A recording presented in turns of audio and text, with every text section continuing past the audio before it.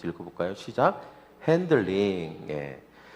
이제 자동차에 대해서 되게 많이 알게 되죠. 자동차를 잘 모르시는 분들도 저희가 한 달 동안 지금 오늘까지 이제 마지막인데요.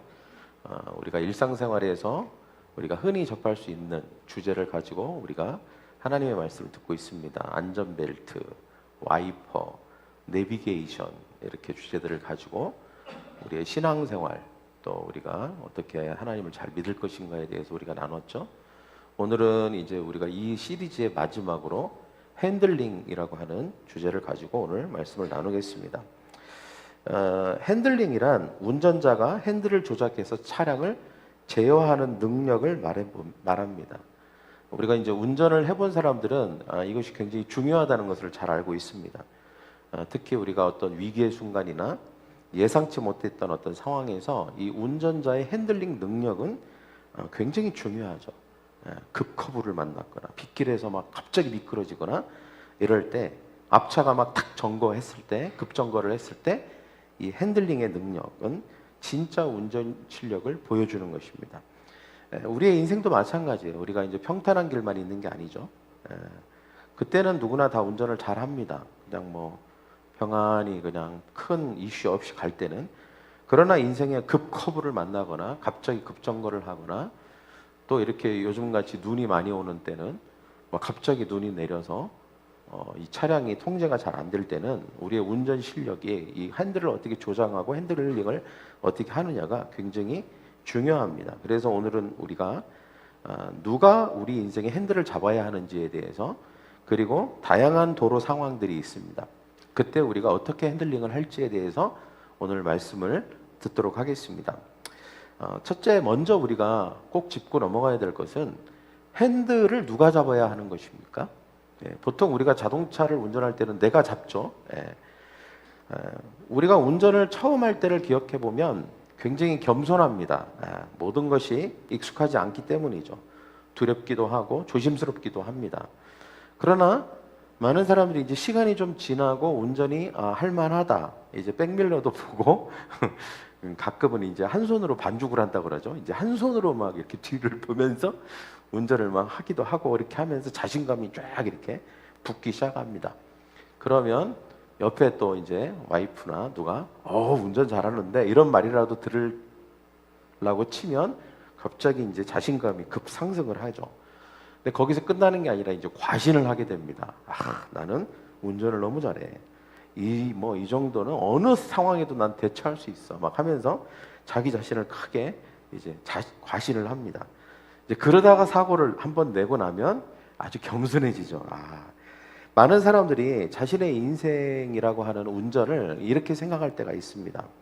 내 인생의 주인은 나다. 내가 알아서 다 할 수 있어. 나는 자신감이 있어. 이럴 때가 있죠.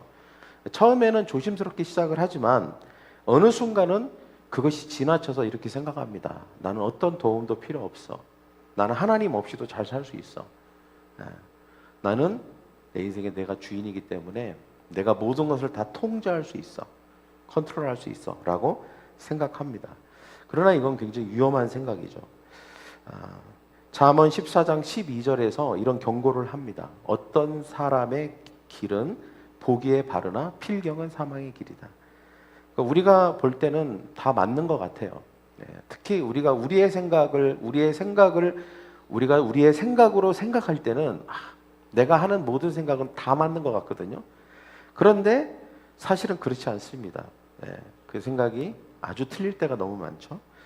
오늘 성경이 그 이야기를 하는 것입니다. 다 맞는 것 같아도 그렇지 않다는 거예요. 내가 이게 맞겠거니 하고 살다가 결국은 끝에 가서 망하고 멸망하는 경우가 많다는 것입니다. 그래서 우리가 해야 될 일이 무엇일까요? 우리의 핸들을 하나님께 맡기는 것입니다. 저를 따라해볼까요? 우리의 핸들을, 인생이라는 핸들을 하나님께 맡기기. 지혜로운 운전자는 자신의 한계를 잘 아는 사람이죠. 내가 완벽하지 않아. 항상 어떤 일이 일어날 수 있어. 내가 운전 잘해도 사고가 날 수 있어. 항상 자신의 한계를 알고 특히 어려운 길을 갈 때는 도움이 필요하다는 것을 잘 인식하는 사람이 지혜로운 운전자입니다. 잠언 3장 5절 6절에도 이런 말씀이 있죠. 같이 읽겠습니다. 시작. 너는 마음을 다하여 여호와를 신뢰하고 내 명철을 의지하지 말라. 너는 범사의 그를 인정하라. 그리하면 내 길을 지도하시리라. 지난주에 우리가 내비게이션에 대해서 들었죠. 우리가 내비게이션에 우리는 도움을 받습니다. 왜요? 우리가 정보와 데이터가 한계가 있기 때문이죠. 그렇듯이 우리가 인생의 도로를 운전할 때에도 모든 것을 알고 계시는 하나님께 우리는 도움을 받아야 합니다. 여기 보니까 범사라고 했잖아요. 어려울 때, 뭐 큰일, 작은 일, 좋을 때, 그리고 좋지 않을 때 모든 일에 있어서 항상 하나님을 인정하고 의지하라라고 하는 뜻입니다. 우리가 운전할 때 다양한 도로 상황이 있듯이 우리의 인생의 도로도 그렇습니다. 그때 우리는 어떻게 우리의 삶을 제어하고 핸들링하느냐가 중요하겠죠. 여러분, 우리가 어떤 도로 상황이 있을까요? 우리를 당황시키는 도로 상황 첫 번째는 급커브입니다. 저를 따라할까요? 급커브.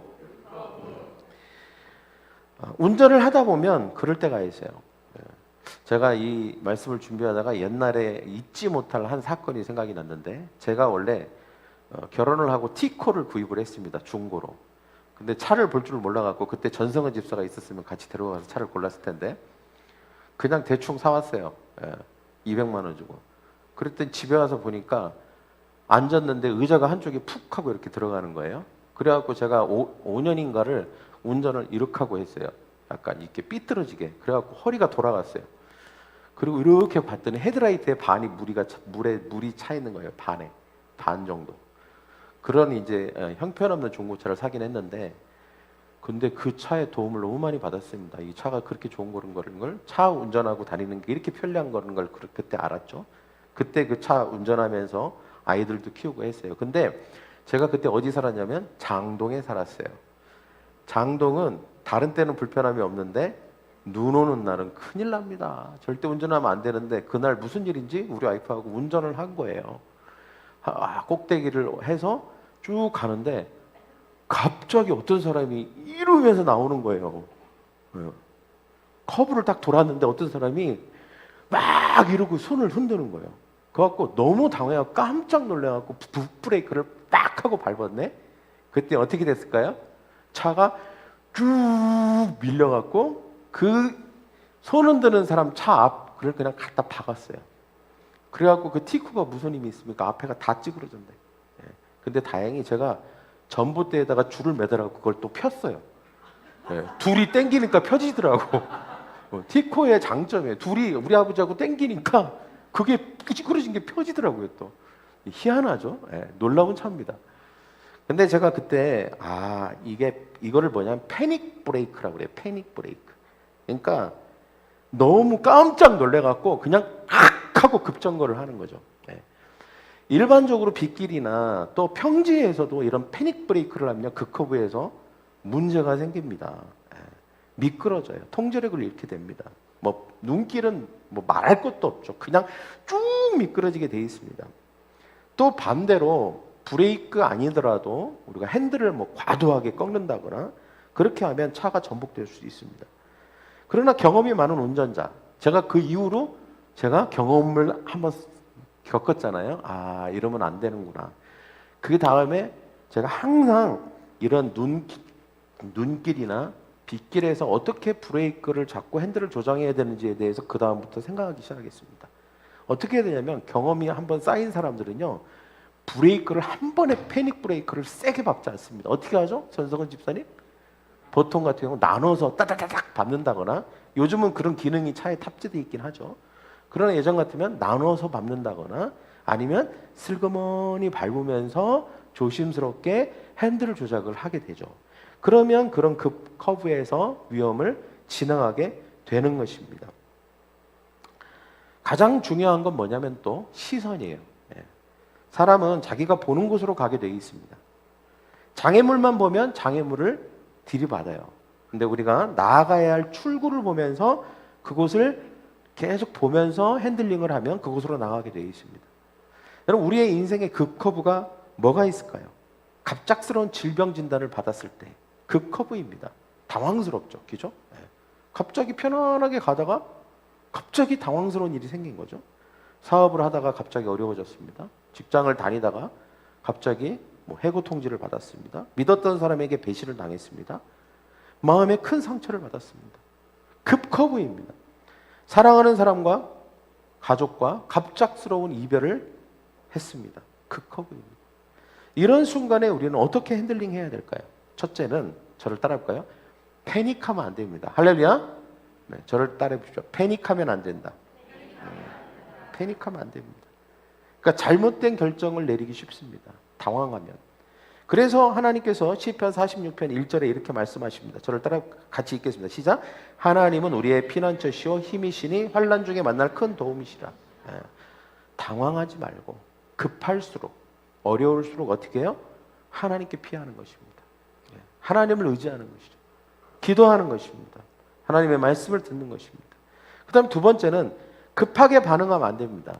패닉을 했을 때 나오는 반응은 뭐냐면 급브레이크를 밟는 건데 그렇게 하면 안 됩니다. 그런 반응은 옳지 않아요.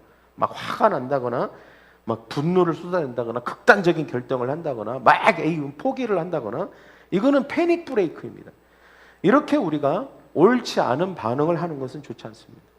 오히려 상황을 더 악화시키는 것이죠. 이때 우리가 잠언 14장 29절이 또 말합니다. 시작.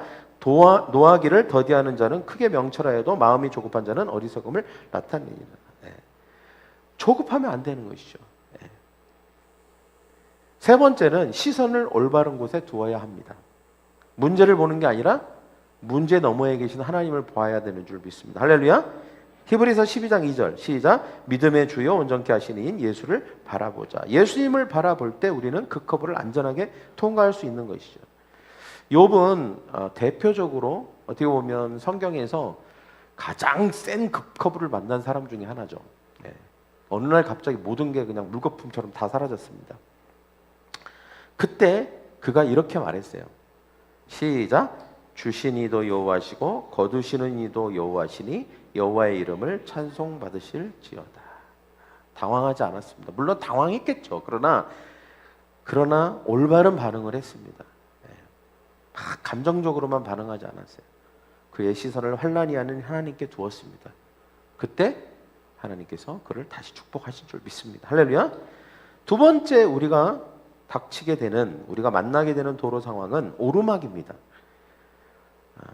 운전을 할 때 우리는 오르막을 만납니다. 요즘은 좀 도로공사에서 일을 열심히 해서 많은 도로들을 많이 평평하게 만들어 놨더라고요. 역시 제가 장동에 살았기 때문에 장동 얘기를 하지 않을 수 없습니다. 가끔 제가 또 장동을 가요. 근데 여러분 이 장동은 오르막이 아주 가파릅니다. 옛날에 제가 티코를 몰 때 보통 이제 갑자기 오르막에 오르게 되면 어떻게 하냐면 뭐 4단, 5단으로 이렇게 가다 보면 힘이 없어요. 발발발발 떱니다. 우리 집에 사모님이 레이를 몰잖아요. 근데 이 레이가 평상시 이렇게 달릴 때는 괜찮아요. 뭐 큰 불편함은 못 느낍니다. 뭐 좀 좁다는 거 외에는. 근데 우리가 언젠가 한번 우리 4명이 다 탔어요. 우리 태희, 그다음에 태랑이, 그다음에 이제 우리 와이프까지 다 탔는데 언젠가 이 오정동인가? 그 오정동의 그 사거리 지나면 그 대화동으로 가는 오르막 하나 있죠. 그때였던 것 같아. 근데 갑자기 힘이 차가 떠는 거야. 힘이 없어. 근데 보면 그 자동에도 보면 그 1단 기어가 있어요. 저속 기어가 있습니다. 그 저속 기어로 바꾸면 하면서 힘을 냅니다. 물론 소리는 되게 커져요. 근데 하여튼 4명이 타니까 이제 버거운 거지. 못 올라가요. 힘이 떨려요. 막 옆에 차가 벌써 추월을 하기 시작합니다. 장동 같았으면 벌써 다 추월 당했겠죠. 그래서 여러분 이렇게 오르막을 갈 때 여러 가지 이제 힘든 일이 일어납니다. 그러나 이때 중요한 게 뭐예요? 멈추면 안 되죠. 멈추면 다시 올라가기 힘듭니다. 꾸준히 계속 올라가야 돼요. 우리 인생에도 오르막의 시기가 있습니다. 어떤 게 오르막의 시기냐면 노력해도 성과가 잘 안 날 때, 기도했는데 응답이 잘 없을 때, 다른 사람들이 더 빠르게 가는 것처럼 느껴질 때, 왠지 나는 제자리 걸음하고 있는 것 같고 다른 사람들은 잘하는 것 같아. 막 나를 다 추월하는 것 같아. 그런 느낌을 받을 때가 있죠. 학생들은 성적이 잘 안 오를 때, 그 다음에 나만 남자친구 여자친구가 없을 때, 뭐 이런 것도 좋은 예인가? 하여튼 직장에서 최선을 다하는데 인정받지 못할 때, 성실하게 일하는데 사업이 잘 풀리지 않을 때, 뭐 이런 게 바로 오르막 아니겠습니까?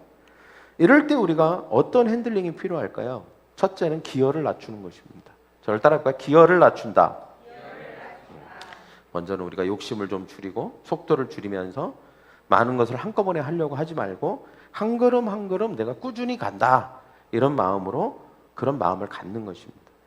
전도서 7장 8절에서 말하고 있죠. 시작. 일의 끝이 시작보다 낫고 참는 마음이 교만한 마음보다 나으니라.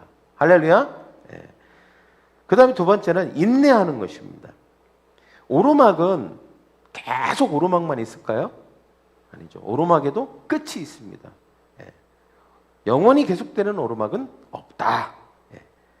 우리의 삶에도 그런 느낌이 있잖아요. 뭔가 성과가 안 나고 제자리 걸음하는 것 같고 그런 시기가 있을 수 있어요. 그러나 그게 계속되지는 않는다는 것입니다. 그때 필요한 게 뭘까요? 인내입니다. 야고보서가 말합니다. 시작. 인내를 온전히 이루라. 이는 너희로 온전하고 구비하여 조금도 부족함이 없게 하려 합니다. 오르막을 오르는 동안 얻게 되는 유익도 있다는 거예요. 예. 우리가 우리의 인생에서 영적 근육이 단련됩니다. 인내를 통해서 우리가 연단을 낳고 소망을 낳게 되는 것이죠. 그래서 우리가 인내하는 게 중요합니다. 세 번째는 뭐냐면 다른 차와 비교하지 마십시오. 옆 차선이 차가 빠르게 지나간다고 조급할 필요가 없습니다. 그냥 각자 자기의 길이 있는 것이고 자기의 템포가 있는 것입니다. 사람마다 속도는 다를 수 있어요. 우리가 인생의 초반기에 뭐가 잘 안 풀린다고 끝까지 그렇게 되는 건 아닙니다. 우리의 삶에도 기회가 찾아오고 또 하나님이 기회를 주십니다. 그래서 우리가 묵묵히 걸어가는 게 중요한 줄 믿습니다. 갈라디아서 6장 4절 시작. 각자 각각 자기의 일을 살피라. 그러면 자랑할 것이 자기에게는 있어도 남에게는 있지 아니하리라. 각각. 요셉이 13년이라고 하는 긴 오르막을 올랐습니다. 17세에 비전을 받지만 그가 30세까지는 계속 오르막이었어요. 예. 어떻게 보면 지칠 법도 하죠.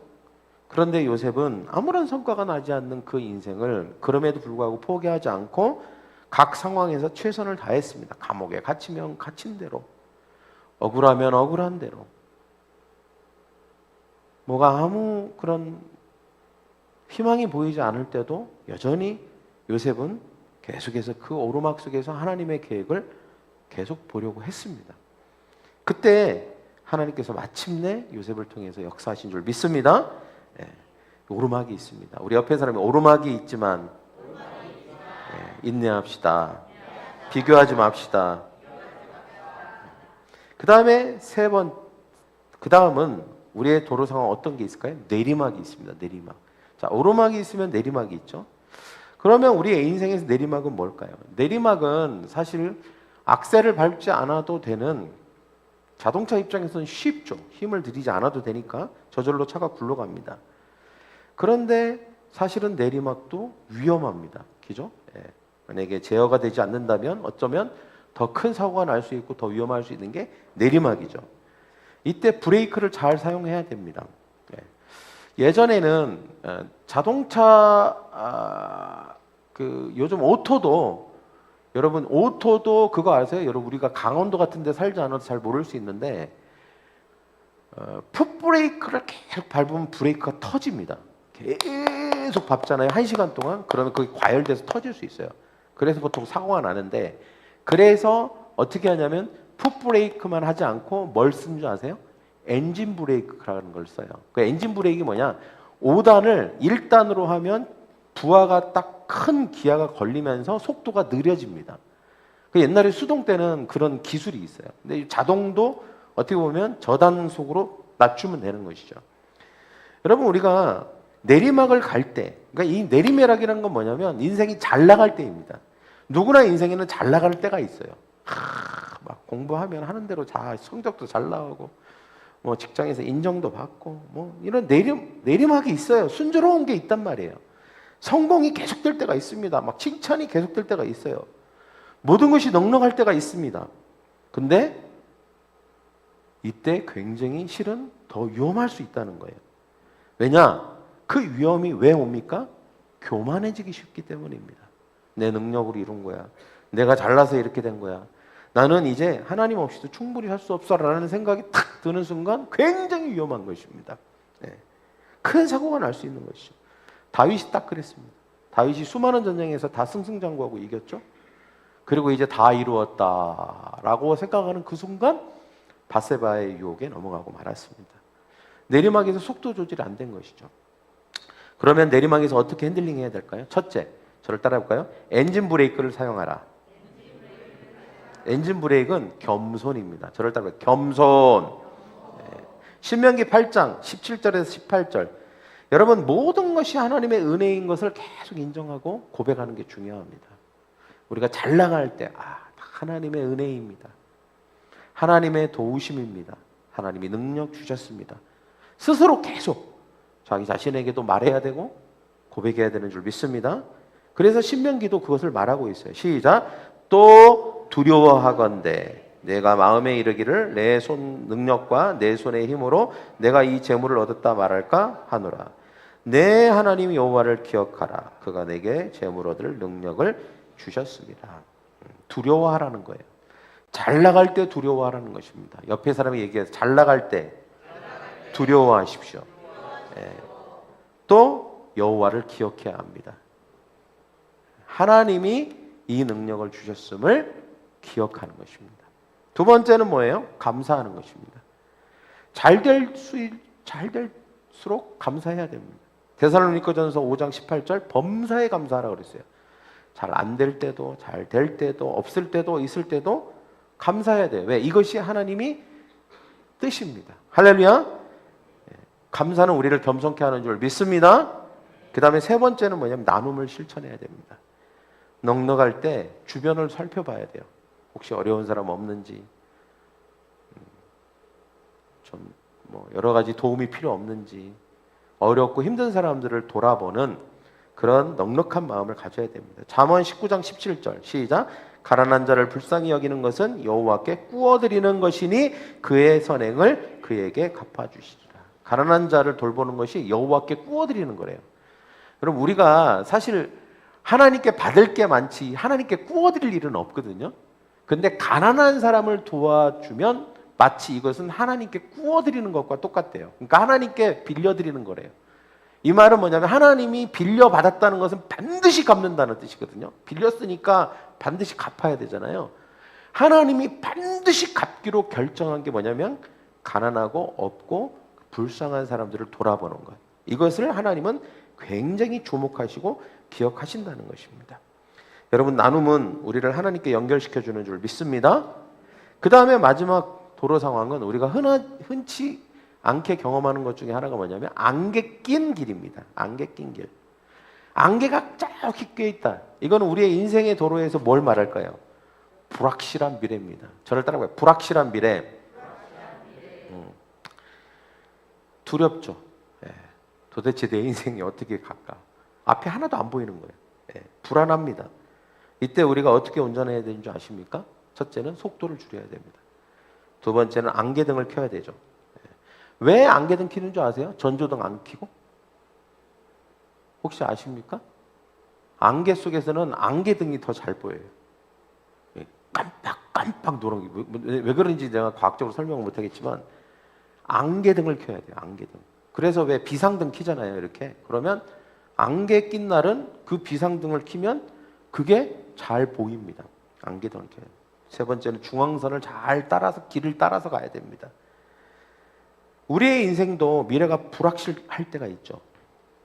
진학, 취업, 결혼, 사업, 이사, 중요한 결정 앞에서 우리가 마치 안개 낀 것처럼 답답하다 이런 느낌을 받을 때가 있습니다. 이스라엘 백성들이 광야를 지나갈 때가 그랬어요. 분명히 저기로 인도하신다고 했는데 나오긴 나왔는데 어떻게 해야 되지? 이런 거예요. 어디로 가야 될지도 모르겠고 길이 있는 것도 아니고 그냥 온통 다 사막이고. 그때 그들을 인도했던 게 뭔지 아세요? 낮에는 구름 기둥, 밤에는 불 기둥이었어요.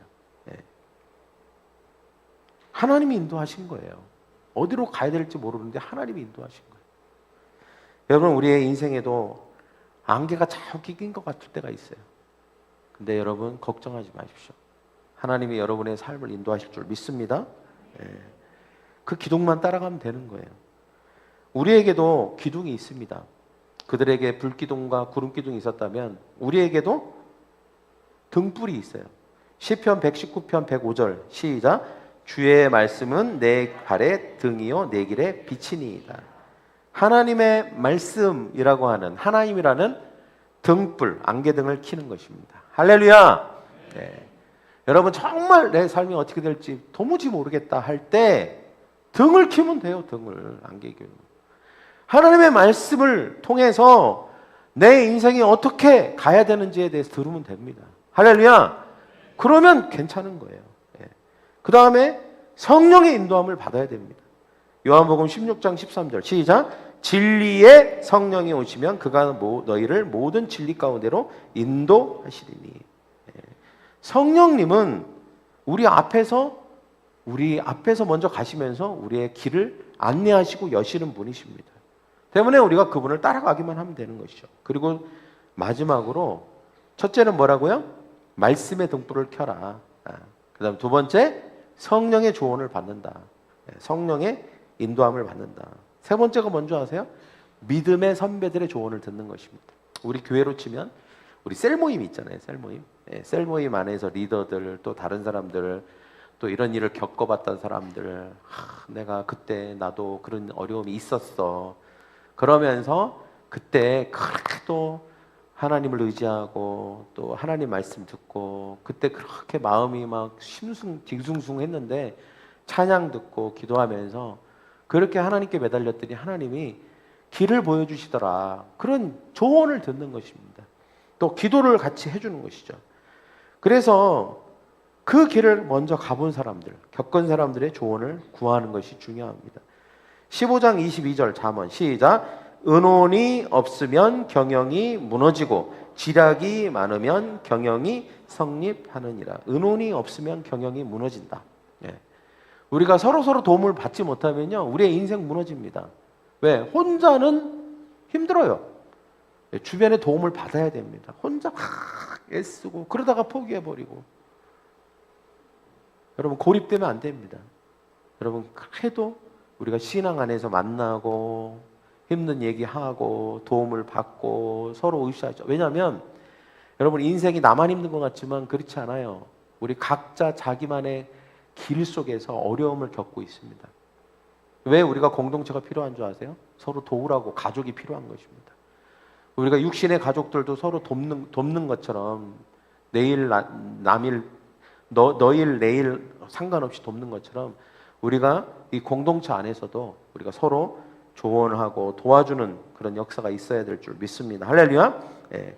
지략이 많으면 여러 가지 조언들이 많으면 경영이 성립한다. 인생이 성공한다. 할렐루야. 예. 여러분 안개는 영원할까요? 있다가 금방 사라질까요? 예. 안개가 영원한 안경 봤습니까? 예. 깜빡깜빡 안개등 켜고 그 다음에 속도 좀 줄이고 그리고 중앙선을 잘 따라가다 보면 어느 시간이 지나면 안개가 사라지는 것을 보게 됩니다. 해가 뜨면 안개는 걷히게 돼 있습니다. 마찬가지로 우리의 불확실함 속에서도 시간이 지나면 분명해지고 또 하나님이 때가 되면 모든 것을 다 밝혀주시고 해석해 주실 줄 믿습니다. 할렐루야. 사랑하는 성도 여러분은 우리는 오늘 인생이라는 도로에서 핸들링에 대해서 함께 생각해 봤습니다. 가장 중요한 건 뭐예요? 누가 핸들을 잡고 있느냐예요. 예. 내가 잡고 있는 것 같지만 우리는 항상 하나님과 함께 협력해야 되는 줄 믿습니다. 할렐루야. 예. 그러면 우리는 길을 잃지 않을 수 있습니다. 하나님은 다 아십니다. 우리를 도와주시기를 원하십니다. 그리고 다양한 도로 상황에 지혜롭게 대응하십시오. 급커브를 만나면 패닉하지 말고 시선을 올바른 곳 하나님께 두시기를 원합니다. 오르막길에서는 인내하고 꾸준히 나아가십시오. 내리막에서는 교만하지 말고 겸손과 감사로 속도를 조절하는 저와 여러분이 되기를 원합니다. 안개 낀 길에서는 어떻게 하라고요? 말씀의 등불을 켜고, 저를 따라해요. 말씀의 등불을 켜고 성령의 인도함을 따르고 다른 성도의 조언을 구하는 것입니다. 할렐루야. 여러분이 지금 어떤 도로를 지나고 있든지 중요하지 않습니다. 우리는 각자 자기만의 여러 도로를 지나고 있어요. 오르막을 가고 있는 사람도 있고 급커브를 만난 사람도 있고 내리막을 가고 있는 사람도 있고 안개 낀 도로를 지금 지나가고 있는 사람도 있어요. 그러나 어느 도로를 지나가고 있는 게 중요한 게 아니라 그 도로를 지날 때 우리가 어떻게 우리의 삶을 핸들링하느냐가 중요한 것입니다.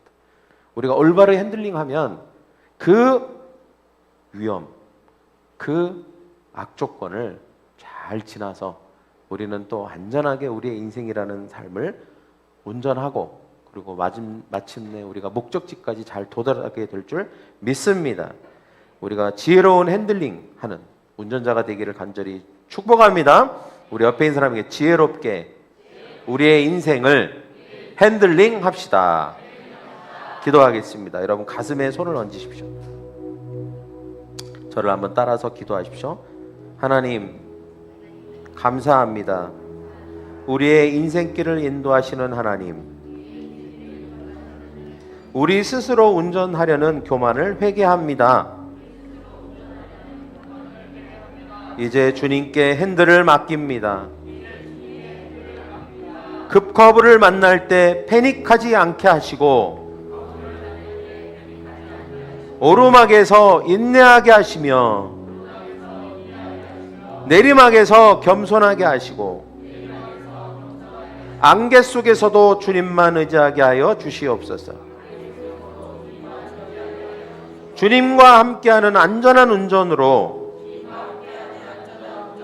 마침내 하나님이 계획하신 목적지에 도착하게 하옵소서. 이 시간 예수님을 내 마음속에 모십니다. 예수님, 내 인생이라는 도로에서 운전자가 되어 주시옵소서. 예수님의 이름으로 기도합니다. 아멘.